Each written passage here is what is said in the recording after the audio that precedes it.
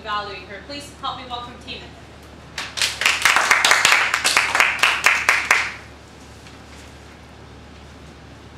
Exercise is powerful. Maxine, you show us that power. Madam Toastmaster, fellow Toastmasters, especially Maxine. Maxine, is always the drama that you bring to things is rather amazing. We had a little mini one-act play kind of going on here. Very dramatic. It's a great strength.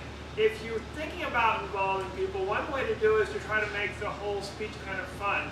And if you can have some sort of dramatic thing going on where you actually start doing something as almost like a performance, that can work too to pull people in. It's always about hooking the audience. And personal. We talked about your own experiences, personal experiences you had. You talked about, these are my exercises. These are exercises that I use. And personal is always great. Personal also pulls people in. Give your own personal experience, what you really thought you yourself were, because that's what people are looking for. They're looking to find out about you. That's why they're listening to you. And naming the audience, naming Pat, naming Benita, naming me, also helps. There's nothing we like so much as the sound of our own name. Well, let me rephrase it. Nothing I like so much as the sound of my name. Pat may hate it, Benita may hate it, but for me, it really works well. If you know people in your audience, you can name them, pull them in. It also shows that you have a connection. Here it's obvious, but you have a larger audience, it can be very effective. It shows that you're in touch with the audience. You're not just separate from them. You're not just completely separate from them. You're part of it.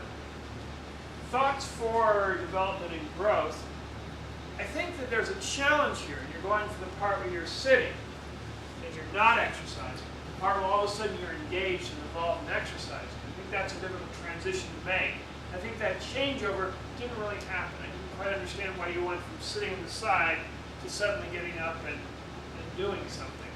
So in speeches, you always want to make sure that transition works, that you move into the audience when you're supposed to move into the audience.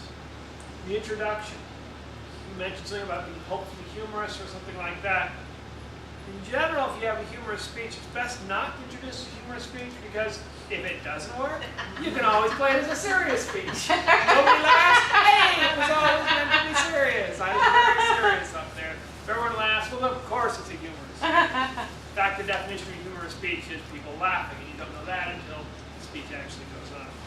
And then audience examples. You have some fake examples? So I know I don't do aerials and cartwheels, and maybe you do jumping jacks. I don't know how that works. Maybe you may have no, I didn't know here. So you can think of somebody who does work out with, like, oh, maybe Eddie might be an example of somebody who might do a few exercises. Maybe Michael. You know, no. Not Mike. Nobody's here. Never. He just looks the He part. just He just looks part. like that. Yeah. Exactly. That might help develop and build a little bit more credibility. Drama, personal, and naming your strengths. Change your introduction, audience interaction, and your areas for improvement. Maxine, you've shown me and every one of us the power of exercise. Yes. All right, so the next speaker was me, and we have John here evaluating me. Toastmasters, ladies and gentlemen, fellow Toastmasters, and our musical guests. And Delia, especially you were doing your 9th speech today, which was Persuade with Power. The goal was to come up with a persuasive speech that was able to combine logical support with strong emotional appeal. And you succeeded. You gave us a lot of logical support, a lot of rational arguments, and you added some emotion to it, so that objective was met. So congratulations. The elements that I really appreciated were the following ones. You immediately engaged the audience. You asked the question, okay, who has a mortgage? Should you pay it off? Yes or no? And a couple people. And you immediately had that interaction, so that worked really well. You were passionate. I could sense that. You were very knowledgeable and passionate about it. I guess you do this professionally, and that came across. Your courage, it was an impromptu speech. That alone is, in my book, a huge plus, so congratulations. You had good eye contact.